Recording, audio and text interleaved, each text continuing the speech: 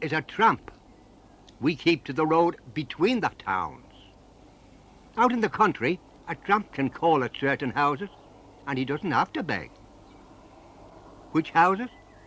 Well, ordinary directories will tell you a lot about a house dweller, but they won't tell you anything that's of any value to the tramp. He wants to know, will they give you any money? Will they give you a meal? Will they make you welcome?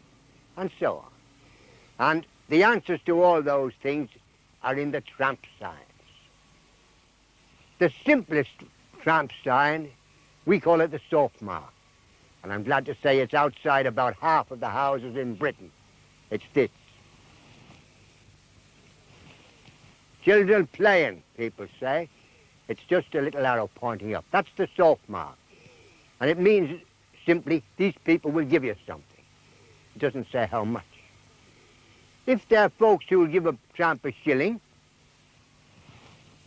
there's the shilling. Or if they give him two, the two will be shown. And then if there are people who give a tramp a meal, that's a variant of the soap mark. Well, that's what we call the sit-down. It looks like a little table. That's what it means. It means, quite simply, in tramp talk, these people will give you a feed.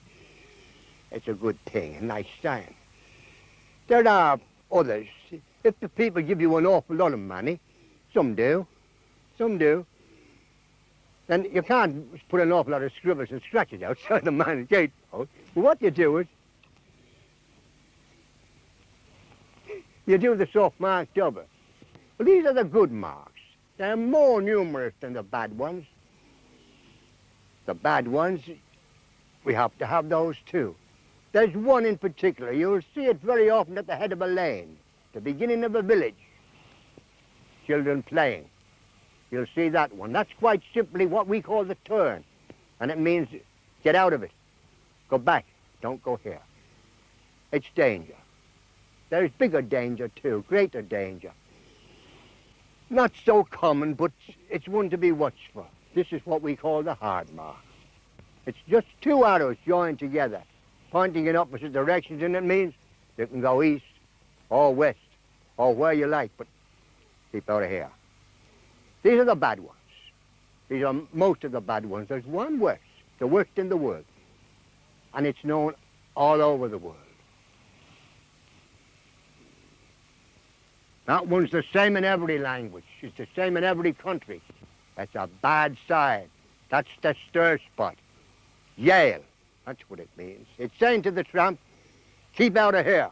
These are bad people. They'll phone the police and say you've been begging, even if you haven't been. Good evening, ladies and gentlemen. Good evening. Good evening. I've walked a long, long way. I've just come down from North Wales. I've got a new instrument here, and I'm absolutely itching to play it. I was wondering if you'd object if I blow a tune. We should love to hear. Well, thank you very much. I think I'll play first my signature tune, the Cork Hornpipe.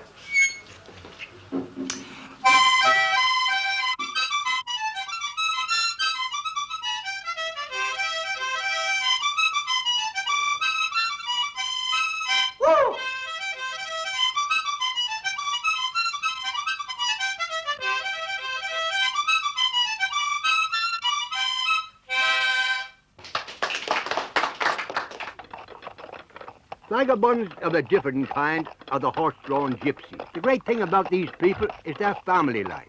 A gypsy seeking his home, he follows the gypsy road signs, the patterns. A rag on a bush, they've gone on this way. There's the next, turn right. First lane on the left, simple, eh? Wherever the gypsies go, family life goes too.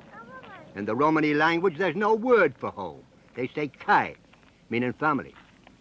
In a tribal gathering, everyone is related, no interlopers. But their clothes come from all over. Today, the old horse-drawn wagon and the new motor-hauled caravan pull in side by side. The dogs are pets, maybe. Food bringers more likely. The women rule the roost. The charang, that means chieftain. The Romany word for child is chaba. The gypsy law is handed on by the charang to the shabba. Law-giving belongs to the women folk. The men are too busy with other things. To scratch a living and fight for his family, it needs a man. The family circle and tribal laws, the gypsy grows up with them. But the tramp has no home and no tribe. He'll have to learn from the road, from experience. Rain. Prolonged heavy rain is the curse of a vagabond's life. The point is that we folks have to travel. Anyone else in a town, the butcher and baker and little shopkeeper, their customer of today is their customer tomorrow. But not the tramp. This customer of today, the person who gave him a couple of bob, or a meal, or a drink, or a friendly smile, they don't want to see him tomorrow. The tramp's got to get out and get on. So he sneaks into whatever place may be, and curses his luck and hopes for the best. That's all we do. Any man who can't take weather had best get off the road. All mud gone. That's James Humphrey, the padder, good as gold and sound as a bell, making a padman's toilet. And later on, gossip. The gossip the tramps never met. For 17 years, an inspector of Milestone.